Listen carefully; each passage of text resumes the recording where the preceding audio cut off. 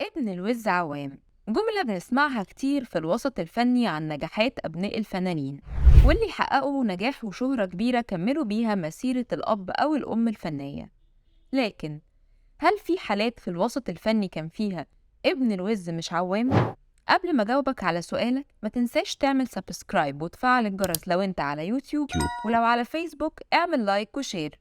أول فنانة معانا هي الفنانة هويدا، ودي بنت الأسطورة صباح وعازف الكمان المشهور أنور منسي. هويدا اقتحمت الفن في سن صغيرة بعد ما غنت لها صباح أغنيتها الشهيرة أمورتي الحلوة، وشاركت في أول فيلم ليها وعمرها 18 سنة بس. توقع عليها كتير من الناس إنها تكمل مسيرة صباح، لكن هويدا ما كانش عندها نفس موهبة والدتها وما قدرتش تثبت نفسها، وحياتها الشخصية اتحولت لسلسلة من الأزمات، واعتزلت الفن في الثمانينات بعد فشلها في ترك أي بصمة فنية. ونروح للفنانة غادة نافع، اللي رغم شهرة والدتها الفنانة الكبيرة ماجدة، لكنها ما حققتش أي نجاح في أعمالها الفنية، ده غير إنها ما شاركتش في أعمال كتير.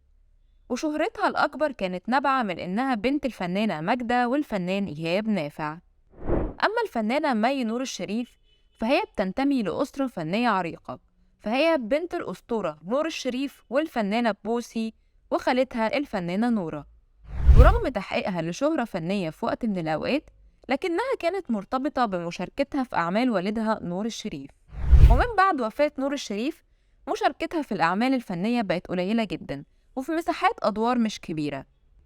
ولو أنت من محبين الكوميديا فبكل تأكيد محمد عوض من علامات الفن المصري، لكن ابنه علاء عوض ما قدرش يكمل مسيرته أو يحقق جزء من نجاحه.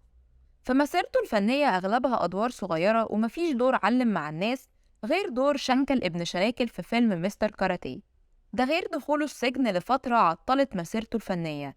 وحسب روايته فهو دخل السجن ظلم وحد دبر له مكيدة عشان ينتقم منه.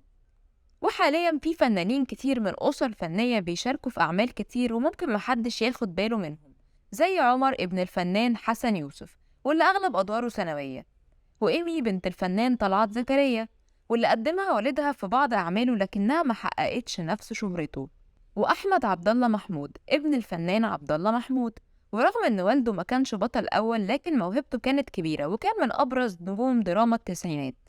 أما ابنه أحمد فمش بنفس موهبته رغم مساحة أدواره الكبيرة نسبيا، ده غير دخوله في مشاكل شخصية كتير السنين اللي فاتت. وفي كمان عزة مجاهد بنت فيفي عبده واللي حاولت والدتها تزقها معاها في أعمالها لعل وعسى تحقق جزء من شهرتها، لكن محققتش أي نجاح أو شهرة تذكر غير إنها بنت فيفي عبده.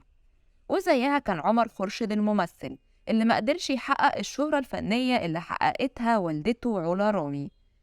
وأخيرا آية بنت الفنان محمود حميدة، ورغم مشاركتها في أعمال كتير لكن كلها كانت أدوار صغيرة وما حققتلهاش أي شهرة.